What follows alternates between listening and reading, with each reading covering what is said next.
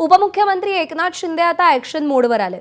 तातडीनं सगळ्या कॅबिनेट मंत्र्यांची ते बैठक घेणार आहेत। नंदनवन इथे आज थोड्याच वेळात बैठकीचं आयोजन करण्यात आलंय आणि सगळ्या मंत्र्यांना हजर राहण्याचे आदेश दिले गेलेत। केंद्रीय मंत्रिमंडळ विस्तार आणि राज्यातील रखडलेल्या महामंडळ वाटपावरती चर्चा होणार आहे।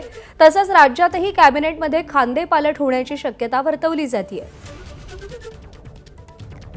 सूरज सावंत आपले प्रतिनिधी आपल्याला या सगळ्या संदर्भात अधिक अपडेट देतील। सूरज, आज एकदिवसीय दिल्ली दौरा आणि लगेचच तातडीनं सगळ्या कॅबिनेट मंत्र्यांची बैठक, काय निर्णय होणार आहेत या बैठकीमध्ये? एकनाथ शिंदेंच्या शिवसेनेत नेमकं काय चाललंय? प्रज्ञा, नक्कीच प्रामुख्याने आपण पाहिलं तर उपमुख्यमंत्री एकनाथ शिंदे आज दिल्ली दौऱ्यावर जाणार आहेत। मात्र तत्पूर्वी केंद्रीय विस्तार जो मंत्रिमंडळाचा होणार आहे त्यामध्ये शिवसेनेच्या वाट्याला एक कॅबिनेट मंत्री आणि एक राज्यमंत्रीपद मिळणार आहे। त्यामध्ये कॅबिनेट मंत्रीपदी एक जवळपास श्रीकांत शिंदे यांचं नाव जवळपास निश्चित मानलं जात आहे। या संदर्भात पक्षातील इतर नेत्यांचाही आढावा घेतला जाणार आहे आणि त्याचबरोबर तिथे उपस्थितीबाबत देखील त्या ठिकाणी आपली मतं ही नोंदवण्यासंदर्भात म्हटलं जाणार आहे। त्याचबरोबर राज्यभरात सध्या पाऊस तर काही ठिकाणी दुष्काळजन्य परिस्थिती आहे। आपापल्या मतदारसंघांमधील नेमकी कुठली प्रलंबित कामं आहेत त्याचा आढावा देखील एकनाथ शिंदे या बैठकीमध्ये घेणार असल्याचं सांगितलं जातं। त्यामुळे एकूणच त्यासाठी ही बैठक खूप महत्त्वाची आहे।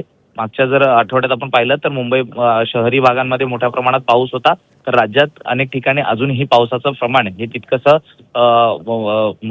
तितकंसं योग्य नाहीये। त्यामुळेच कुठेतरी तिथल्या नेमक्या नागरिकांचे प्रश्न काय आहेत या संदर्भातला आढावा हा मंत्र्यांकडनं घेतला जाणार आहे। त्याचबरोबर ती समित्यांचं वाटप हे देखील अजूनही झालेलं नाहीये। त्यामुळे आपापल्या पक्षातले जे इच्छुक आहेत त्यामध्ये शिवसेनेच्या वाट्याला 28 पर्यंत जे समित्या आहेत ह्या येणार असल्याचं कळतंय। त्यामुळे एकूणच त्या संदर्भात देखील आज महत्त्वाची चर्चा ही मंत्र्यांच्या या बैठकीत होईल।